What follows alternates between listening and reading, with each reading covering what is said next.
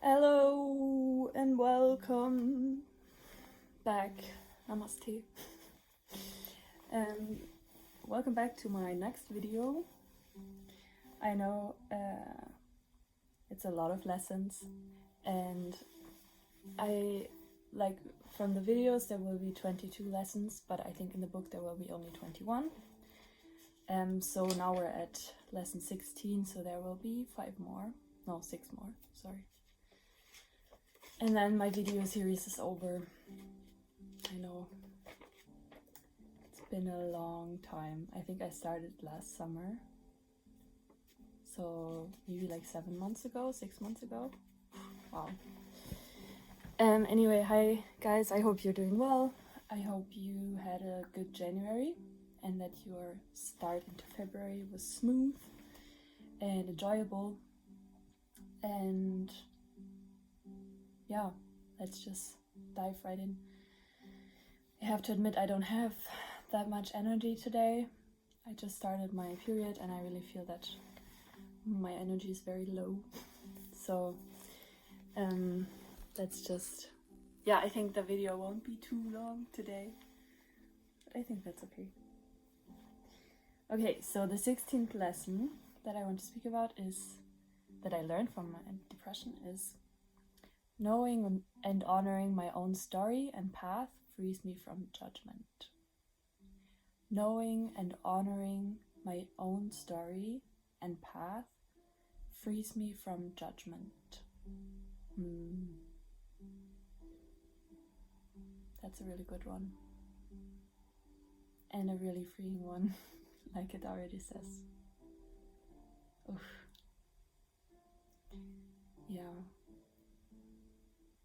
I think we all have this idea, or I'm guessing almost all of us have this idea in our head that like there's a certain way or a preferable way to live life, and like there's a right way to live. I don't know, I think it could look different for everyone, but like there is, I think, just like what we see and how we grow up. Like I think there are a lot of expectations on what a good life looks like, and for me that would be I don't know, getting a good education, having a job, like quickly after graduating from high school, having a boyfriend, having a fiance, getting married, having a family. Like this is what a normal life should look like. And anything outside of that is not normal and kind of weird and just not right, or not how it's supposed to be. And this is how the story that I have in my head, and I think a lot of us do, or had in my head. And where I think it's nice to have some kind of what do you call it, like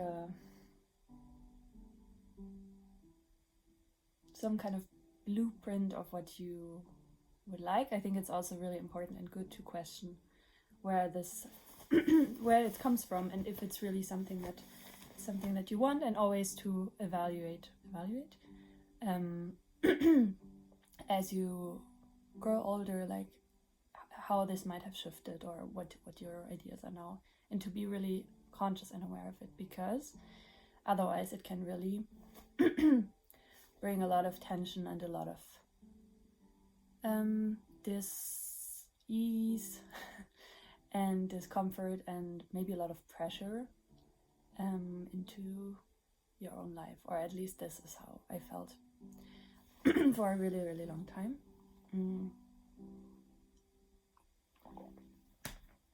I felt like there was a really big expectation on how I should live my life, what a good life should look like, and anything outside of that was not okay, not valuable, not worthy, not good enough, not just not meaningful. And it's weird because that's really not at all how my experience is. But those really strong core beliefs, or those beliefs about this stuff, can really harm and really just like I said, create a lot of stress in our own lives. And so I felt that, like, the moment I finished high school, even the months before and maybe even years before, people were asking me, so what are you gonna do after you finish high school, and what are your plans? And I think especially because I was really thriving in my school, especially in the last 2 years. I was really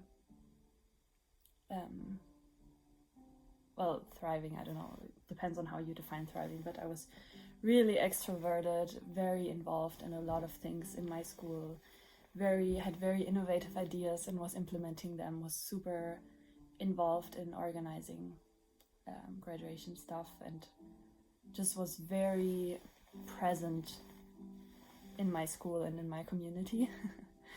And I mean, so I was noticed, and I was I was tall, so people could see me and easily, and not shy, and very talented in a lot of areas. I was getting good grades, so I was really like on track to getting somewhere amazing. And so people were really expecting, or were really curious, okay, so what is she gonna do with all of that once she graduates high school? Like, she has such a bright future ahead of her. And so I got a lot of questions. So what are you gonna do? What are your plans? And all I could say was that I didn't want to, like, in my head I was going to study for sure, but I didn't want to study right away. And I said, okay, I'll just take a gap year and do something, but I don't exactly know what. And then I want to study, but I'm not sure what yet. I think in the beginning I was considering something like with I don't know what the word is in English, but like developmental like pedagogy, like something like that, like how children grow, I don't know, or something about cultural management. But I think that kind of, I had a lot of thoughts, but I think something like that. And I mean, I already talked I talked quite a bit about my path after high school. I ended up doing a lot, but like a lot of things outside of the, at that time maybe it was kind of normal to travel and go to different countries, experience different cultures, and staying in different communities, doing different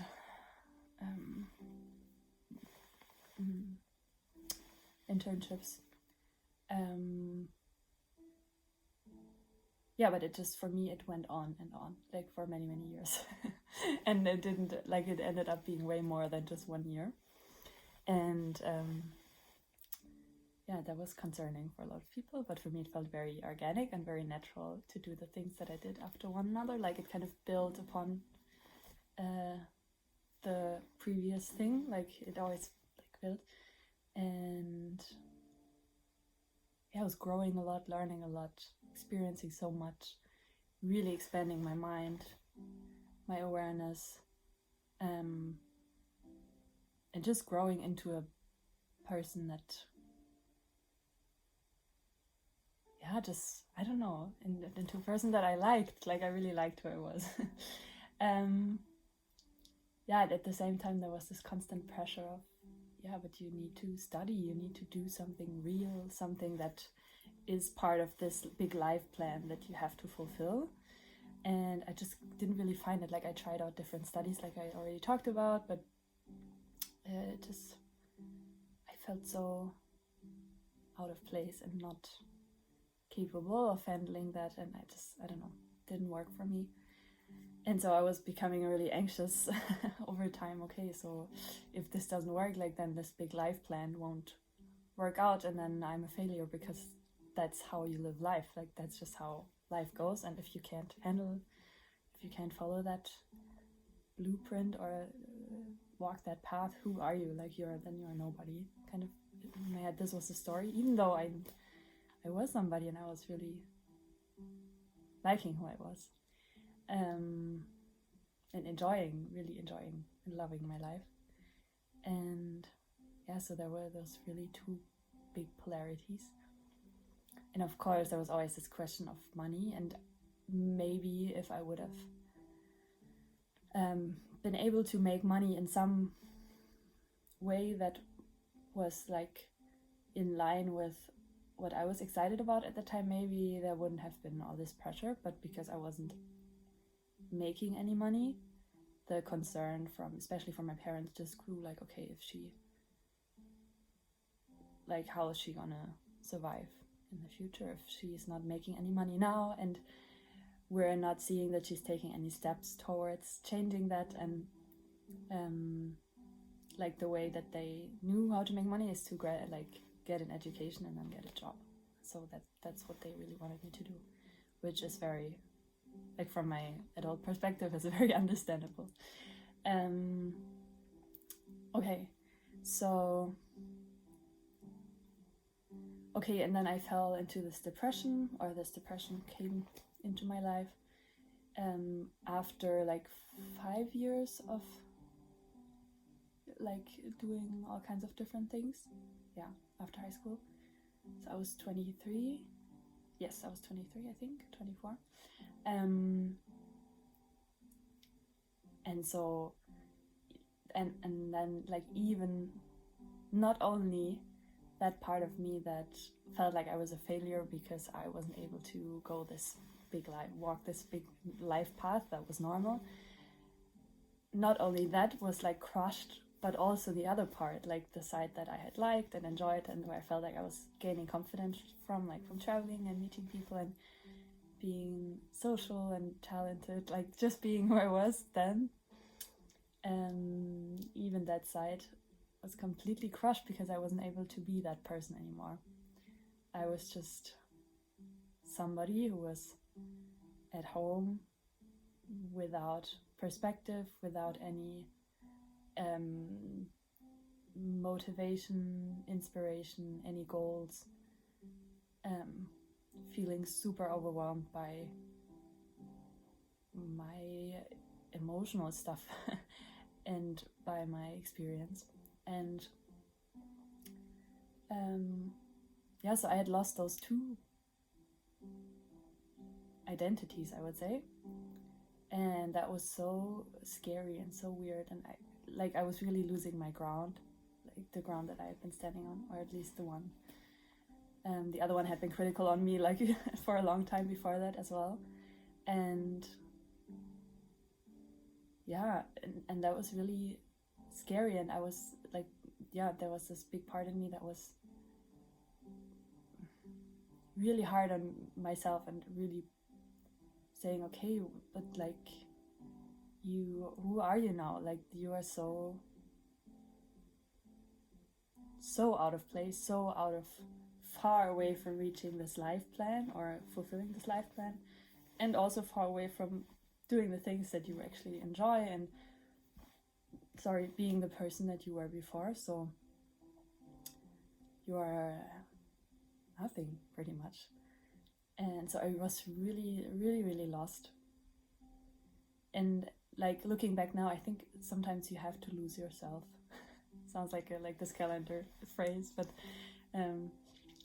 like, falling apart really isn't, like, it's scary and it's weird and it feels really uncomfortable, but sometimes it's really necessary to fall apart so that you can really see everything that there is of you, and then pick yourself up again and know yourself a little bit better, and then continue walking from there with another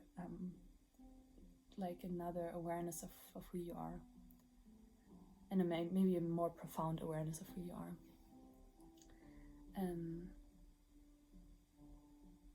So this depression really made me feel like I was falling apart a lot. And while of course there was this voice in me that was really hopeful and kind of like this deep knowing, like this is something that holds a lot of goodness and a lot of wisdom for me, and there is purpose in this, like really big time purpose. Like there was this knowing in me, and also there was this really other voice that was judging me so much and putting me down over and over and being so critical and so harsh on myself, and really just wanting to, this voice really wanted to push me to get over myself, get better, but in a very mean way and really critical, judgmental way. And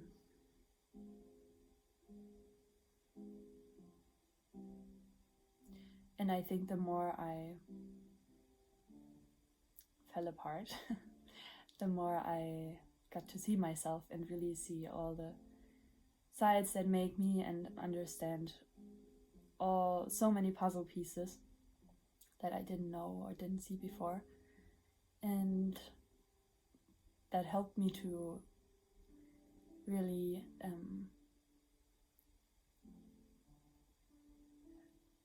understand myself much better, and understand why I was struggling so much, and why I was needing so much time, and why it was so complex and so confusing at times, and just why it was going so seemingly slowly, why I needed so much space and time to recover and to get back to a place where I felt okay and more stable in myself. And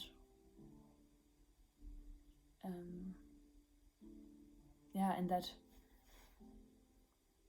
seeing myself more and more, understanding, and not only understanding myself in that moment, but understanding like my past and my path and my story, and why I made the decisions that I did, and really understanding that, like looking back and seeing that I was really doing the best that I could with the things that I had at that time, and that actually the choices that I made before were actually really wise and really good for me at that time. And so it really helped me to really soften this judgmental voice, and with that also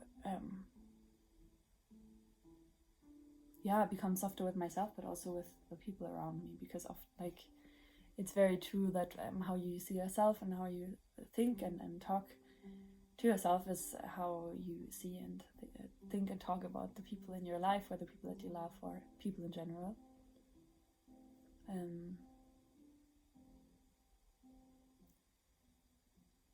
So it was not only good for me, but also really good for my relationships, I would say. And and just this judgmental voice became quieter and quieter. And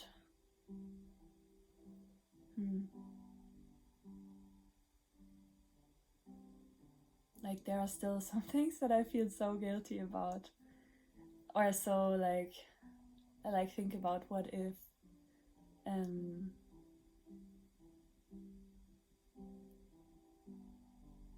and I think that's also human and normal, like to have both sides, like to have this one side in you that is like the aware adult, that is like like I understand and I see why I did that, and I can really just take apart the situation and see it from like a mature point of view. And then there's this other part that is really just like the feeling part, or the inner child that is like sad about something, or angry, or frustrated, or hurt, and I think it's really okay to hold both sides, and to be okay with both sides, and not want to change any of them, because both are valid and both have their place and their their reason to be there. And I think it's just a matter of seeing both, and like as the adults turn towards your inner child and really give space to the feelings that you feel. I know this is really general again, and maybe like I'm saying this because I need to hear this right now too. And like this was like the big thing that I did all those days during my depression. It was like really again and again turn towards my inner child, and maybe like have the people around me also help me and like reassured my emotions and my feelings that were coming up that were really unfiltered and not this mature voice, but the sad and lonely and lost and frustrated and angry and hurt little child, to reassure this side of me. And that was the big thing that I did throughout this depression, like always give space and hold this inner child and really nurture it and really say, yes, I see you, and yes, it hurt, and yes, you are allowed to be angry, and you are allowed to feel sad about this, and let me give you space. And this space looked like many things, like talking about it, writing about it, drawing, listening to sad music, crying, like punching my pillow and screaming into my pillow because I was so angry. Just like really creating like a visible expression of my feelings, talking to somebody about it, holding my, I have this pet pillow pet. I bought it when I was 16 in the US. And before I would think, oh my gosh, this is so uncool to have something like this as a 20-something-year-old, but now I don't care. Like when I'm sad, this is here for me. And yeah, just like asking my inner child, okay, what do you need? And playing, like I started doing skateboarding again, going skateboarding again, which I wanted to do for so long when I was a kid, or like a young teenager. And it makes me so happy. Or just like doing things just for the sake of it, because I enjoy them. And I mean, it's interesting because joy, like it's not something that you think about when healing your inner child, but that's also part of it. Like your inner child needs to express all of it, and that's a big part of, or my inner child really has a lot of joy and a lot of fun, like wants to have fun and have joy. And like yesterday I was listening to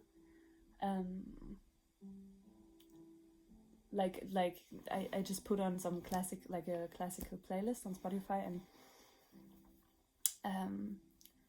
like there were like the playlist was called like classical bangers, like classical music that you kind of really know and that is very famous, and that's really like, yes, that's a good song. And then one of the songs was a song from the Nutcracker, and I remembered like when it started, I was like, oh my gosh, I remember when I was little, we had like this music player in our living room, which had like really nice boxes, speakers, and we had the CD of the Nutcracker, and I would so often put it on and listen to it because I loved it so much, and I just like I danced to it, and I imagined myself being like a ballerina. And it brought me so much joy, and I didn't need anything more. I was just happy listening to that. And I remembered that yesterday, and I was dancing a little bit to it, and I was like, oh my gosh, my inner child, she can be so easily satisfied, or like it's so simple to listen to a song, but it makes me so happy. And I think that's part of the healing too, like to really meet your inner child in all of its facets, not only the ones that didn't. I mean, I would say often it's the darker feelings like sadness, anger, because oftentimes, or if I think about it, like my more difficult feelings to deal with, where I didn't express them because either they were like frowned upon, or like just my parents, like there were many moments where they just weren't able to make space for them, and so I learned to like swallow them and keep them to myself. And so I would say a big part of my depression was freeing those really difficult emotions that I had learned were really not okay to have, and to learn to accept them and honor them and see the value and the wisdom in them. And coming back to the last lesson where I spoke about boundaries, like anger, like when you feel angry, that is your system telling you that there is a boundary that was crossed. So it's very, very wise to feel your anger. And then because I hadn't felt it for so long, I had no idea about boundaries. Because anger was not healthily expressed in my home. It wasn't something that was valued or seen as something valuable, yeah. So it was repressed, and so I repressed it in myself too, and had no idea what my limits were, my boundaries. Oh, let's restart the music. That was just one example.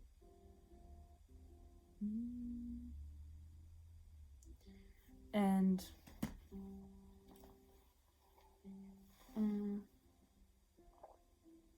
so I think it's very understandable, like if I think back to my really heavy depression days, like it was really a lot of sadness that I hadn't allowed myself to feel for years and years. And then later came anger,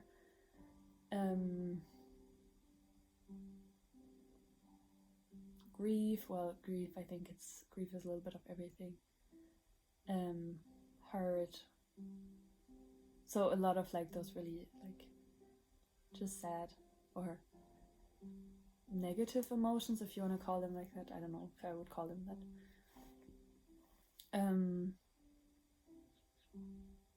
Yeah, and maybe now like I'm much more aware of the joy that my inner child can have, and it's so simple, and it doesn't have to do with like a lot of money or like big accomplishments. Like maybe if you think back to your inner, like when you were younger, I'm sure there were things that brought you so much joy that were so simple. For me, for example, like in the last days, because now it's getting lighter in the morning, more like earlier than in the winter times. And I can, every morning I hear the birds starting to sing, like at, I don't know, 6:45 or something.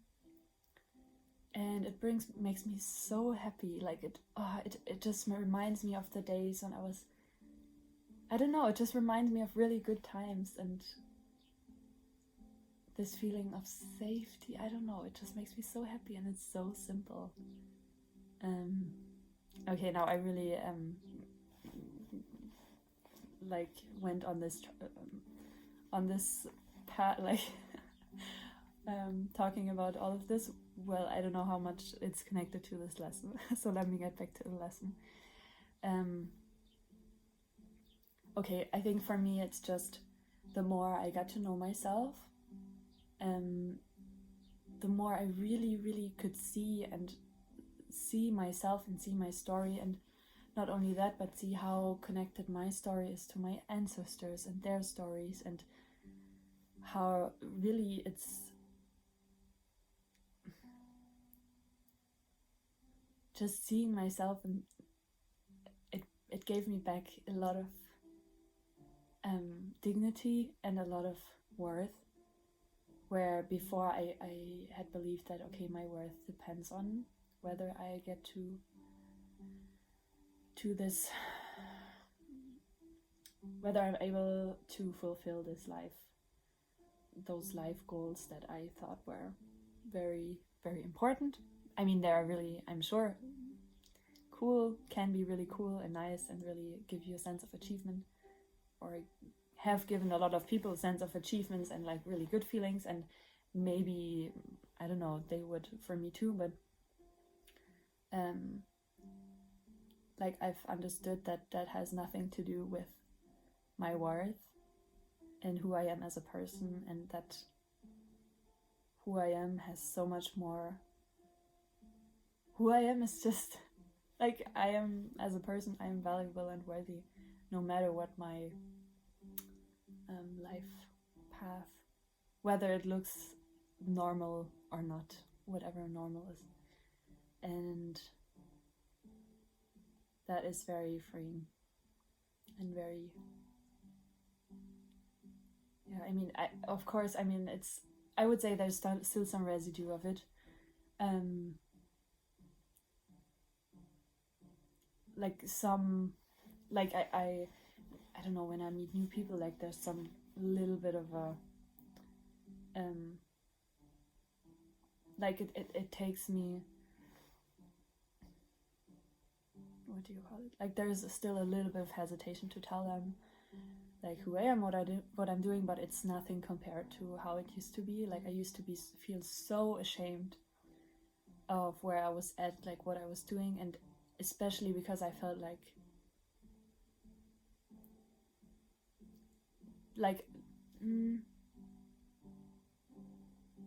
yeah, I just felt like it wasn't good enough, and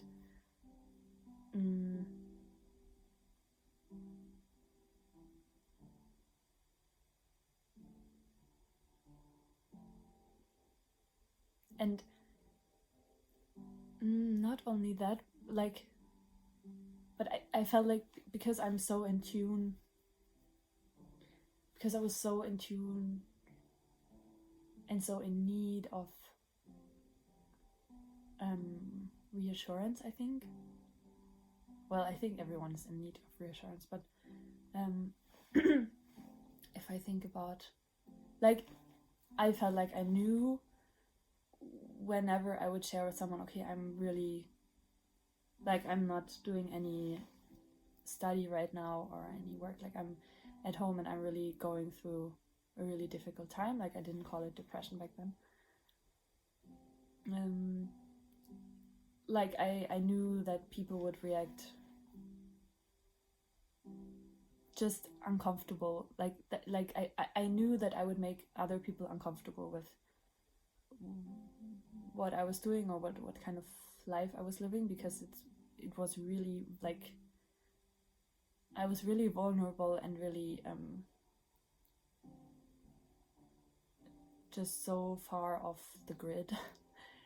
and then of course that makes people uncomfortable. I don't know, because it questions, or I don't know exactly why, but it or it made like a lot of people responded, oh, maybe you could do that, this or that, and like gave me advice when I really didn't want advice, or I don't know, it just felt really so far away from everyone else, and like what I was doing was so out of line and so strange and just really uncomfortable for everyone else, that I just felt ashamed of talking about it. And I felt like even when people were trying to be understanding, like I could never express what was really going on, and then they wouldn't understand me or something like that. Yeah. And I'm really grateful for especially my mom and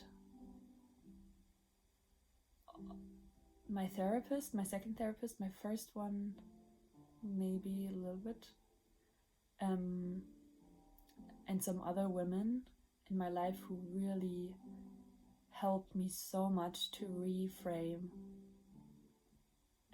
my story and the phase of life that I was in, and the things that I was really tackling and really walking through with so much resilience and so much grace and so much strength. And those women in my life, they really reflected that back to me and really reminded me again and again, what you're doing here is so powerful and so, just big, and it's not easy, and we can see that, and you are doing, we're so proud of you, of how you're handling all of this, and you will get through this, and every step of this journey is worth celebrating, and we're here to see you and to celebrate you as you walk this path. And those voices and those women are really, I don't know, they have no idea how much of worth and dignity that gave back to me. And there was this part of me from the beginning that told me those things too, and in my mind, that knew that I was doing really big work of unraveling things that had been in my family line for so many generations, and that I was kind of, this might sound like destiny stuff, and maybe it's a little bit too maybe someone else would see this differently, but I felt like I was someone in my family who was aware, or was sensitive or receptive enough to feel those really heavy things that had been passed down through the generations, and who was just not able to ignore all of this pain for a longer time. So I felt it and with that healed myself, and I would say healed my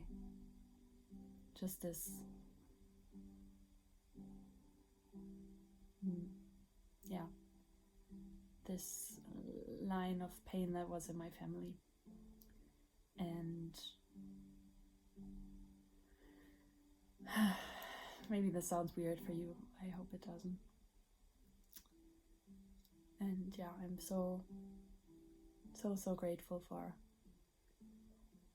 those people in my life who really saw me and just stayed by my side and cared about my journey. And also, I would say writing about it helped me a lot to reframe it from, oh, this sucks and I'm lost and I will never get out of this, to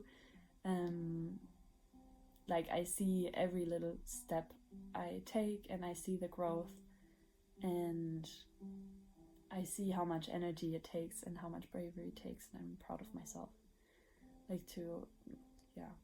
I think writing really helped me with that, because it just gave me new perspective. Okay. Knowing and honoring my own story and path frees me from judgment. I think before this depression, I was seeing myself a lot through the eyes of other people and their interpretations of me, because I'm so sensitive. I was so aware of that, how people were seeing me all the time. And by getting closer to myself, through really being with my shadows and my dark and heavy things, I came closer to myself, and I'm so much more able to see myself now through my eyes, and that holds more weight now than how other people see me. And it's not that it doesn't affect me anymore. I'm still human, and it still hurts if, I don't know, someone doesn't just speaks to me or treats me in a way that hurts me. I think it's normal, everyone would feel this way. But I'm just much more aware of how I see myself, and I'm able, like, from the last lesson, to set boundaries when that happens, and to really notice the people that I want to be around and who really reflect back to me what I believe about myself now too, which is that I've come a long way and that I'm really totally on my path, and that my path is so worthy and so meaningful, just like everyone else's, and that I'm proud of who I am, and that I'm proud of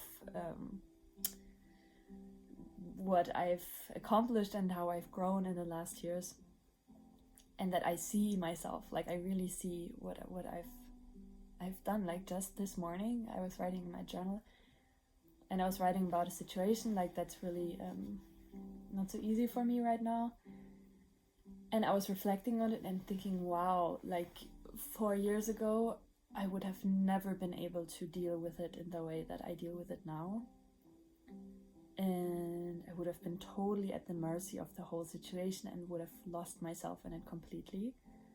And now I'm really able to take a step back, look at it, and really think about what are my values, what do I want, and act accordingly. And that's so powerful. Like I really changed how I am and how I react or interact with the world, and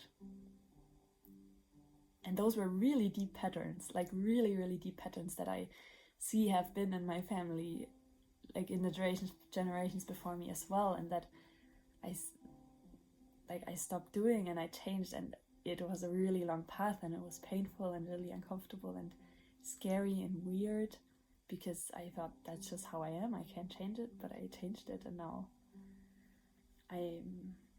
I'm still working through things, and it's always a journey of growing and learning, but I really notice how much I've changed, and that's the biggest accomplishment for me, and it's made my life so much easier and less stressful, I would say. So I'm proud of myself. And it doesn't matter if someone, it's nice if someone else recognizes that in me too and sees it, but the most important thing is that I see it and that it makes my life better. So really glad about it. Okay, now it's been 43 minutes almost. I don't know if there's anything else I want to say about this. Oh no, the music is ending. No, still has time. Maybe there's something in this video that you can relate to, or feel like you can see yourself in it as well, or something like that comes up for you. And as usual, feel free to let me know and share. And anything else? I think that's all. Thank you so much for listening and taking the time to be here with me today. Really, really, really appreciate it. And I hope you have a lovely rest of the week, and that you're well, and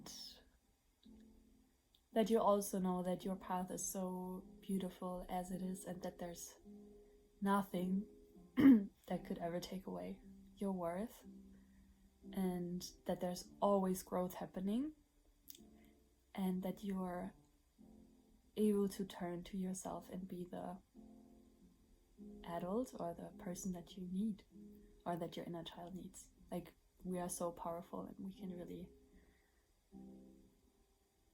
really heal. We can. Okay, lots of love to you, big hugs, and I see you next week. All the best to you, and take care. Bye.